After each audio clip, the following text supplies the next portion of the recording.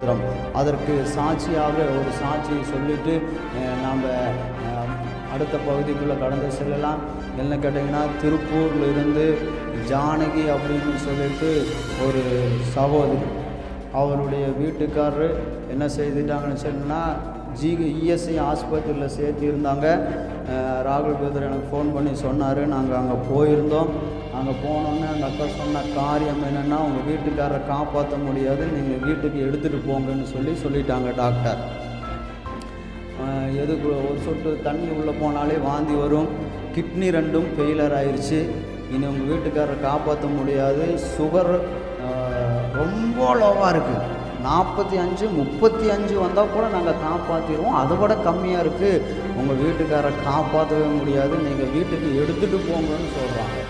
கர்த்தருக்கு ஸ்தோத்திரம். அப்படி சொன்னதுக்கப்புறம் நாங்கள் இன்றைக்கி சாயந்தரம் ஒரு 4 மணிக்கு நாங்கள் டிஸ்சார்ஜ் ஆகி வீட்டுக்கு போக சொல்லிட்டாங்க டாக்டரு.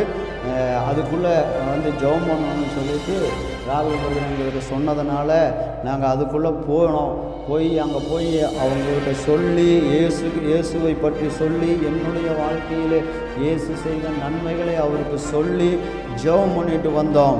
கர்த்தருக்கு ஸ்தோத்திரம். 4 மணிக்கு டிஸ்சார்ஜ் பண்ணணும்னு சொன்ன டாக்டர் என்ன சொன்னாங்கன்னா, ஒரு 2 நாளைக்கு வச்சு ஐசியூவில் வச்சு பார்க்கலாம் அப்படின்னு சொல்லி சொன்னாங்க.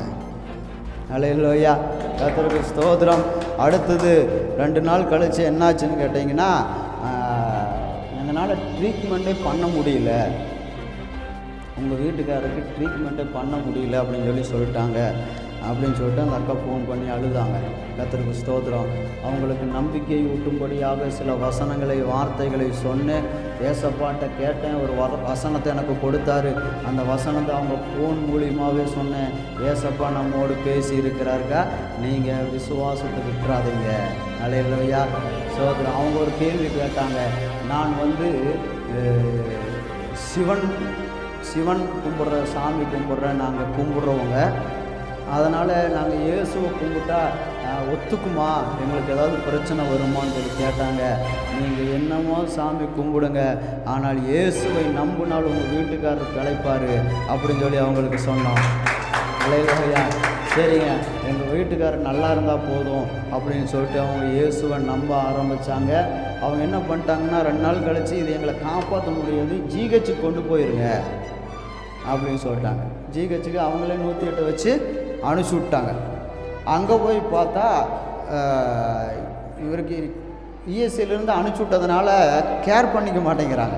அது போய் சேரப்போகுது, அதை வச்சுக்கிட்டு அவன் அழுகிறது அப்படின்னு சொல்லிட்டு நினச்சிட்டாங்களோ என்னமோ தெரியல, ஒன்றும் பெருசாக கண்டுக்கலை.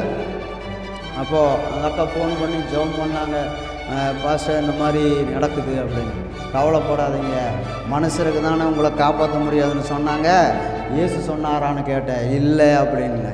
அப்போ இயேசு இன்னும் நம்புங்க அப்படின்னு சொல்லிவிட்டு அவங்களுக்கு பூஸ்ட் ஆகிற மாதிரி, நம்பிக்கை வர மாதிரி சில வார்த்தைகளை சொல்லி ஃபோன்லேயே ஜெபம் பண்ண நாங்கள் ஆரம்பித்தோம். இந்த இடத்துல முழங்கால் படியிட்டு அவருடைய பேர் சரவணன், அவர் பேரை சொல்லி நாங்கள் ஜெபிக்க ஆரம்பித்தோம். அல்லேலூயா, கர்த்தருக்கு ஸ்தோத்திரம்.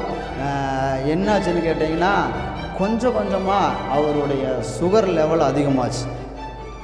சுகர் லெவல் அதிகமாகிட்டே இருக்குது. அதுக்கப்புறம் என்னாச்சுன்னு கேட்டிங்கன்னா, ஒவ்வொரு டெஸ்ட்டாக எடுக்கணும்னு சொல்லிட்டு ரத்த டெஸ்ட் எடுத்தாங்க, எல்லாம் பண்ணாங்க. கடைசியில் கிட்னி டெஸ்ட் எடுத்தாங்க. எல்லாத்துலேயும் பார்த்தீங்கன்னா ஒரு ரெக்கவர் ஆகிட்டே இருந்திருக்குது. அவங்களுக்குள்ளேயே ஒரு டாக்டர்களுக்கே நம்பிக்கை வந்துருச்சு, உங்கள் வீட்டுக்காரரை எப்படியாவது காப்பாற்றிடலாமா அப்படின்னு சொல்ல ஆரம்பிச்சிட்டாங்க. அல்லேலூயா, கர்த்தருக்கு மகிமை உண்டாவதாக. இன்னொரு விஷயம் என்ன தெரியுங்களா, நேற்று நைட்டு 7 மணிக்கு அந்த அக்கா ஃபோன் பண்ணாங்க. சரி, ஏதோ ஜெபம் பண்ணுறதுக்கு தான் ஃபோன் பண்ணுவாங்களாட்டுருக்குன்னு நான் நினச்சேன்.